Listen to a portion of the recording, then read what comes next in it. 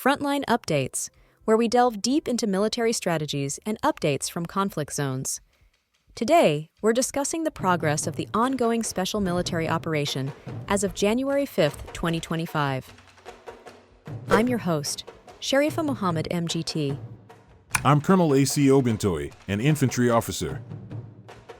Center Group of Forces advanced deeper into enemy territory, overcoming resistance from Ukrainian mechanized, motorized infantry, and Marine brigades, among others, resulting in significant casualties and the destruction of military equipment, including German-made Leopard tanks.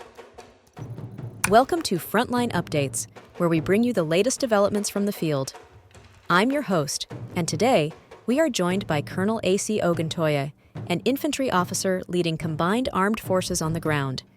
He's here to provide an in-depth briefing on the progress of the special military operation as of January 5th, 2025.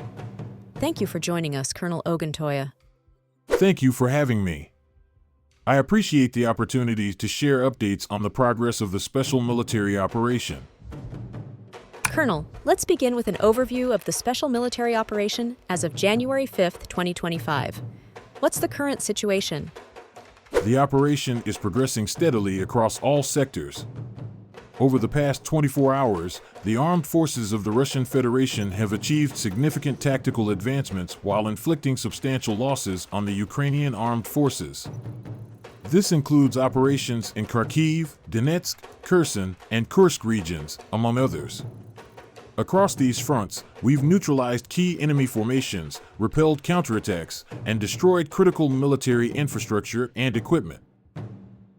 Let's delve into specific areas. What's happening in the Kharkiv region? In Kharkiv, our North Group of Forces successfully engaged Ukrainian mechanized and territorial defense brigades in settlements like Volchansk, Alkovaka, and Zarabinka. Ukrainian forces suffered 40 casualties, and we destroyed artillery systems, including a 152mm D-20 gun and two 122mm D-30 howitzers.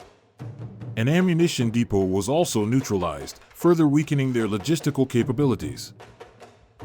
How about the Luhansk People's Republic? I understand there were notable advancements there. Yes, that's correct. The West Group improved its positions along the front line and inflicted significant losses on Ukrainian mechanized and assault brigades in settlements such as Dviregnia, Podoli, and Kolesnikovka. Four enemy counterattacks were repelled. Ukrainian forces suffered 450 casualties, and we destroyed key equipment, including U.S.-made Bradley infantry fighting vehicles, M113 armored personnel carriers, and British-made L119 guns. Additionally, a Khortytsa electronic warfare station was taken out. Let's turn to the Donetsk People's Republic. This seems to be a focal point of activity. Donetsk remains a focal point. The Southern Group of Forces improved their tactical positions and repelled two enemy counterattacks, causing 230 Ukrainian casualties. And what updates do you have on the Center Group? Meanwhile, the Center Group advanced into enemy defenses, defeating brigades equipped with German-made Leopard tanks and U.S.-made M113 armored vehicles. Over 410 Ukrainian servicemen were neutralized in these operations. The East Group also played a role. What can you tell us about their operations? The East Group also made strides, defeating multiple Ukrainian brigades and destroying Polish-made Krab artillery units and a U.S.-made Max Pro armored vehicle. That's a lot of action in Donetsk. What about the DNEPR Group of Forces? How are they contributing? The Dnipro Group of Forces is making critical advancements in the Kherson region. They have occupied more advantageous positions and defeated Ukrainian infantry, territorial defense, and National Guard brigades in settlements like Poniatowka, Nikolskoye, and Antonovka. Ukrainian forces lost up to 80 servicemen and several key assets, including an M113 armored personnel carrier, 8 vehicles, and artillery units. Beyond ground operations, what role are air and missile forces playing in this operation?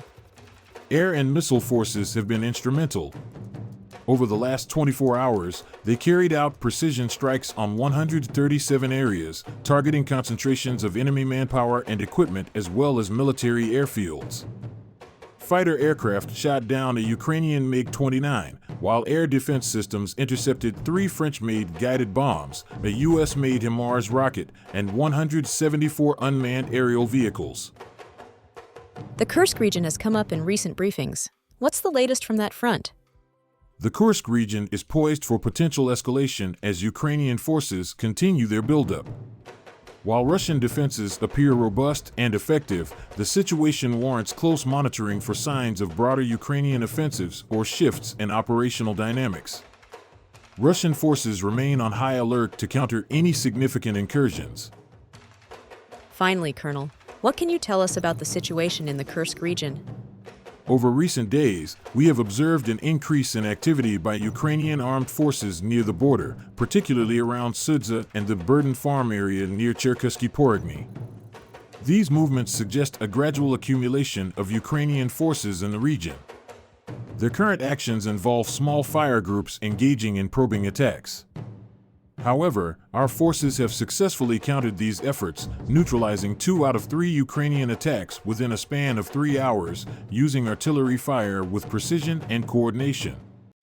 Despite the deployment of Ukrainian electronic warfare systems designed to disrupt our communications, our operations remain unaffected.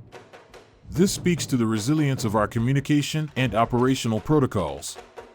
Additionally, the onset of frost has facilitated Ukrainian vehicle movements, potentially indicating preparations for larger-scale maneuvers. While no major offensive has been initiated, the buildup at the border suggests this could change soon. Colonel, thank you for providing such a detailed briefing on the current military situation. Your insights are invaluable to our understanding of the conflict's dynamics. And thank you to our listeners for tuning in. Join us next time as we continue to provide up-to-date coverage on global military affairs. Stay with us for more updates and expert analyses on global defense and security issues. Stay informed, stay secure. Thank you. It's an honor to share these updates. As of January 5, 2025, Israeli military actions are intensifying, including attacks in Lebanon, Syria, and Yemen, an expansion of the conflict of aggression. Israeli airstrikes in Gaza have resulted in the deaths of 9 individuals, while mediation efforts for a ceasefire continue. The ruse of ongoing discussions about a potential truce is in motion, with reports of hostages being released, including a recent video of an Israeli hostage by Hamas. The Syrian foreign minister is in Qatar for discussions, indicative of shifting political alignments in the region.